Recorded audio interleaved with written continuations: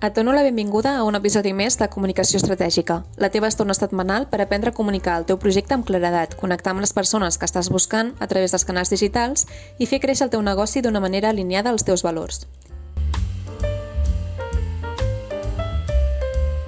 Jo sóc la Rosa Cols, consultora de comunicació i màrqueting digital, i avui et vull parlar sobre com planificar els continguts del teu negoci pel 2025.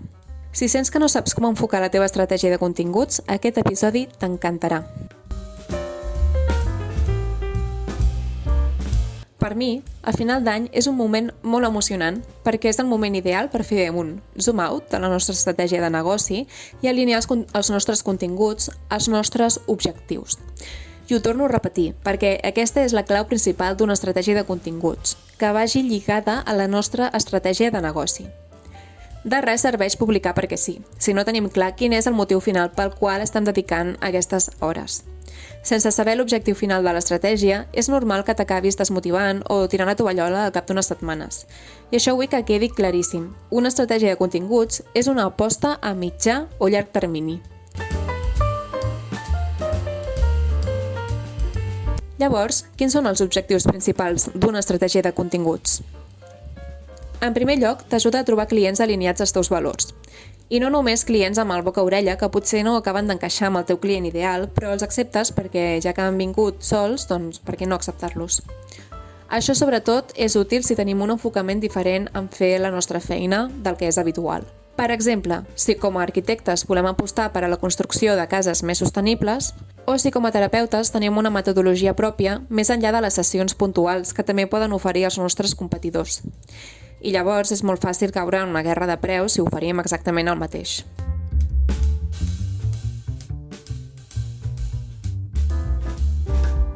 En segon lloc, per poder-nos diferenciar i convertir-nos en l'opció preferida dels nostres clients, cosa que moltes vegades ens permet crear noves propostes més rendibles, com formacions, o a pujar les nostres tarifes per poder millorar la rendibilitat o el creixement del negoci.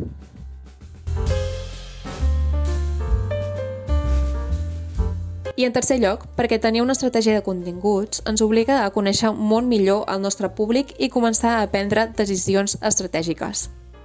En aprofundir en els seus problemes, gràcies als continguts, és molt més probable que comencis a millorar els teus serveis o formacions basant en les necessitats reals dels teus clients, ja que és inevitable tenir una escolta activa a través dels comentaris o de converses que es puguin produir per missatges directes. I aquesta retroalimentació, al final, fa que la qualitat del teu negoci també millori. Vaja, ja veus, que dedicar unes hores a la setmana a crear contingut és clau pel creixement del teu negoci, sempre que estigui alineat a la teva estratègia de comunicació. I a què em refereixo exactament com a estratègia de continguts? Em refereixo només a l'estratègia d'Instagram, per exemple? Doncs no ben bé. Realment, una estratègia de continguts pot ser tant a les xarxes socials com a Instagram o a LinkedIn, però també hem de tenir en compte altres canals com l'email marketing, els blogs, webinars, recursos gratuïts que puguem oferir. Tot ha d'anar a la una. I per això, abans de fer la teva estratègia de continguts, jo et recomano que primer treballis els pilars de la teva comunicació per tenir-los sempre presents. Però tornem al tema de l'episodi d'avui, et sembla? Com pots planificar la teva estratègia de comunicació pel 2025? Per a fer-ho, jo et recomano que primer agafis el calendari anual i diferencies aquestes dues etapes principals. La primera etapa és la de llançament, on posem tot el focus en promocionar un servei o formació molt concret. En aquest cas, tots els continguts van dirigits cap a aquest objectiu durant un temps limitat, perquè es tanquen places en un dia concret.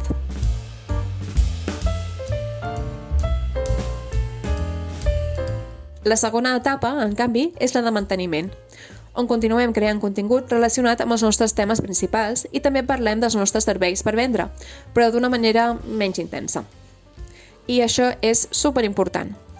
En una etapa de manteniment no deixem la venda de costat, sinó que venem de manera constant però amb menys intensitat i de manera potser més subtil.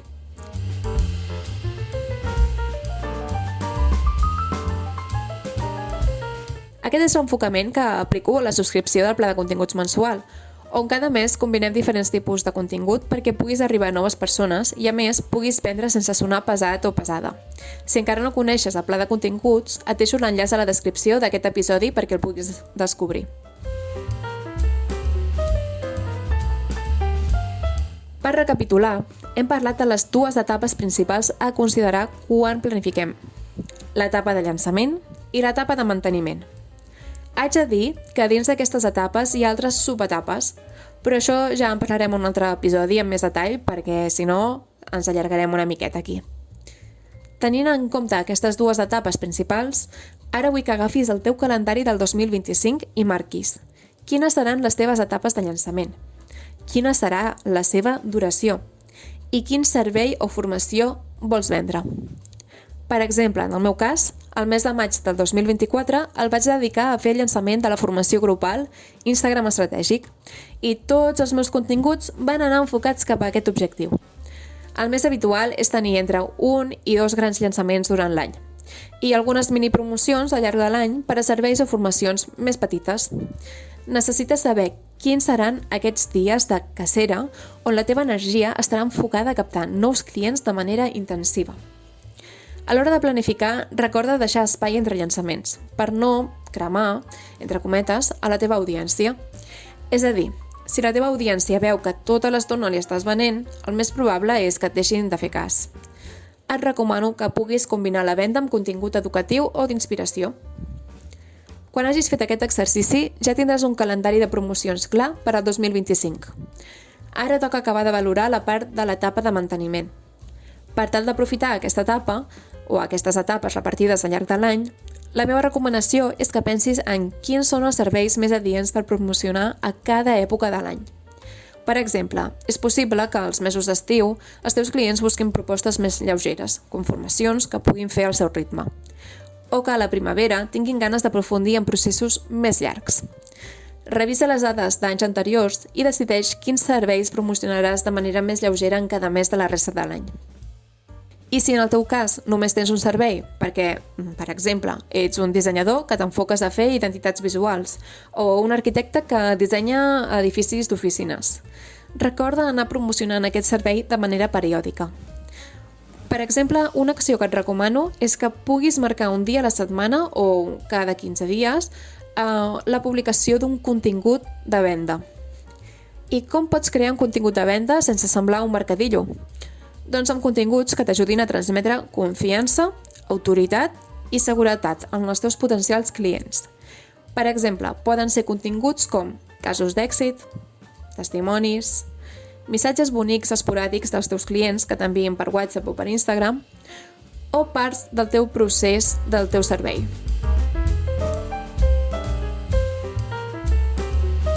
En resum, a l'hora de planificar el contingut del teu negoci, és essencial saber quines són les accions de màrqueting clau que faràs durant l'any.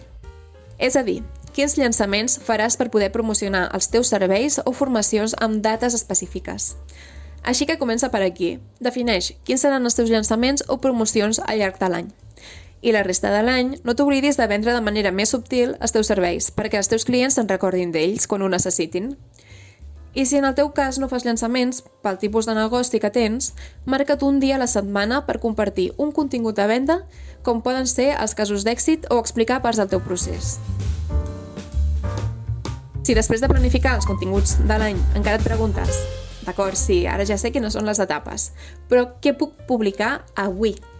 Doncs et recomano que facis un cop d'ull al pla de continguts, una subscripció mensual amb la qual rebràs cada mes un pla de continguts específicament creat per a professionals que ofereixen serveis o formacions, perquè puguis connectar amb el teu públic amb contingut superestratègic. Et deixo un enllaç a la descripció. I això seria tot. Gràcies per haver arribat fins aquí. Si aquest episodi t'ha servit i em vols ajudar a arribar a més persones, comparteix-lo amb algú que ho pugui necessitar. Ens escoltem la setmana vinent, on parlarem sobre com definir objectius realistes pel 2025. Una forta abraçada i fins aviat!